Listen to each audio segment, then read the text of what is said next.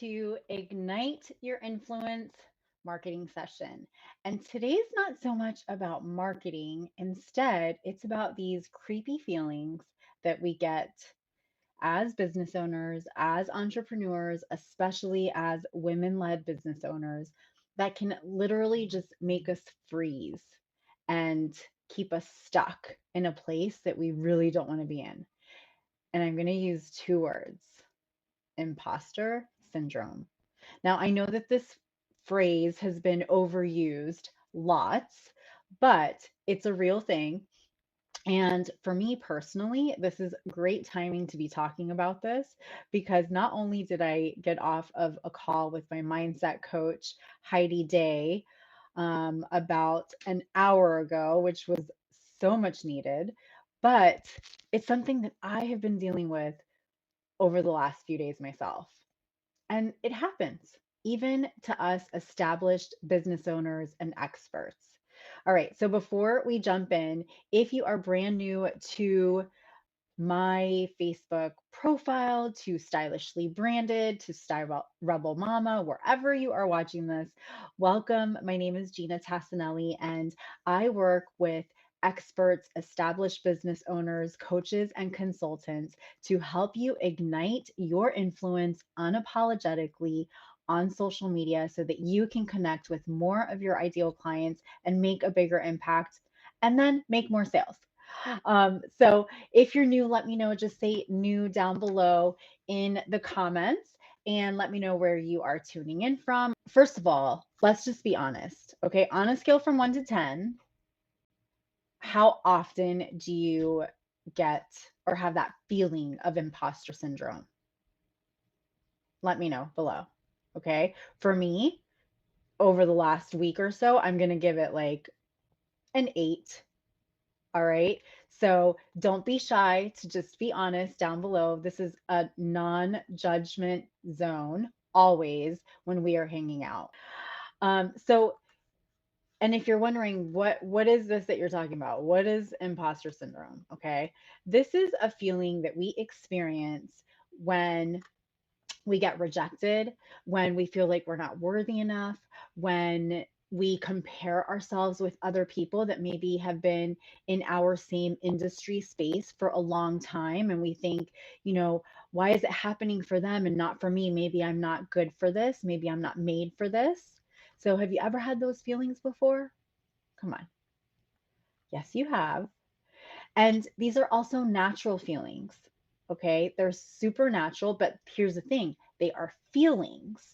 And so, what happens to us as human beings, just by nature, is that we tend to take these feelings and make them our own reality. And the more that we say these things to ourselves, the more we are attracting that type of behavior. Okay. So I want to share with you some things that I do to snap out of it, because sometimes we need that. And sometimes we can't do this on our own. We need somebody to actually help us do that. But if we don't take care of it, what happens is we don't get on sales calls. We don't put ourselves out there and show up. We don't do video. We don't connect with our ideal clients. We don't send messages. We don't work our business in a way that's productive.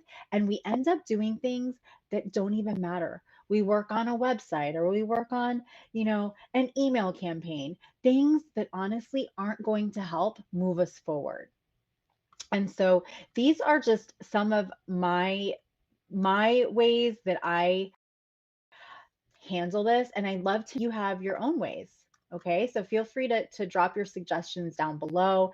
And if you're watching this on the replay, come back and ask questions because I always come back and I respond to everyone. So now, mind you, I've been in business now for almost 15 years, and this still happens to me. Like I said, literally this week, I was feeling this way. So, what are some things that you can do? Number one is talk to people in your space that are your peers, people that are in the same, dealing with the same things, right? So, talk to other entrepreneurs and get involved in a community of entrepreneurs that are also going for the same thing that you are. They have the same mission, the same vision that you are striving for, but that are also dealing with challenges. because it's different talking to, for example, my amazing husband about my business challenges, who is not an entrepreneur or a business owner, than to talking to somebody who is a small business owner and entrepreneur. We're going to feel things differently and things are going to resonate with each other differently, right? Number two, this is a hard one for me, but it actually makes us even better, is allow yourself to fail. Failure is actually not a bad thing. Now, if you did something that um, is what you would consider failure, and it actually hurts somebody else, that's a little bit different. We don't want to get stuck there. We definitely want to learn from it. But also, failing in your business doesn't mean that you are a failure. It just means that maybe that action that you took was a failure, but not you. Okay. So understand and allow yourself to fail at times. It is okay. Give yourself grace. Number three is to educate yourself. So something that, I come across with a lot, especially with our done for you clients, is that they compare themselves a lot to people that maybe have larger audiences that seem to be more successful online. And rather than educating themselves on how these people got to where they are, they right away compare themselves and think that what they're doing isn't working because they haven't reached that level yet, literally within months. So you need to educate yourself as to, where did people start from and how did they actually grow? What was the time that it took somebody to grow to a certain level? And remember that everybody has different factors that can give them a different result. So be knowledgeable. Number five is to use other people's success as inspiration. But here's the thing with that, is that you can also find yourself maybe in this trap of wanting to compare yourself to them. So then you end up with the imposter syndrome. So instead, though, use other people's success as a way to inspire you as to where you can go and what you can do and the possibilities. A huge one for me that honestly I still struggle with and is a challenge is to keep track of your wins and celebrate them. We tend to focus so much on the negative of things. I mean, we see it all day long on the news, things that are happening in around the world, right? And we forget about the good things. And the same thing happens with it within our business. So, keeping track of your wins, writing them down, and actually taking a moment and celebrating them, putting them out there. It's not bragging, but it's celebrating. Number seven, I think I'm on, right? Is to remember that you are absolutely not alone. It is part of human nature to feel this way, to have those feelings that you're not worthy, that you're not good enough, and to have the feelings of failure. It's just what makes us better.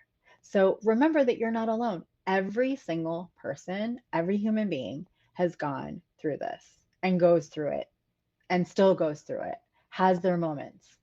And that's just a natural part of life. Number eight, I think I'm on eight, is to realize that you don't have to be special to lead a business. Some people feel that, they look at like influencers and they think, oh, but they're so much better at this, or they have that special skill that I don't. It's not true. It's they just worked hard to get to where they are most of the time, right? Unless they maybe came from, um, or they had investors that helped them push their way up to where they are. There could be other factors, but remember that you don't need to be special in order to have success in business. You just need to work smart, not necessarily harder.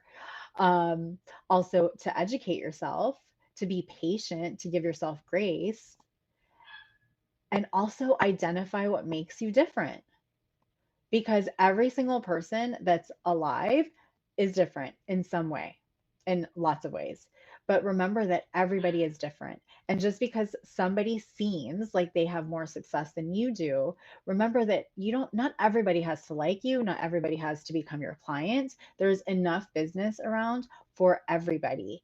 And when you are able to identify what makes you different and actually put that out there, you are going to attract more of the right people and detract those that aren't going to serve you and that you can't serve them.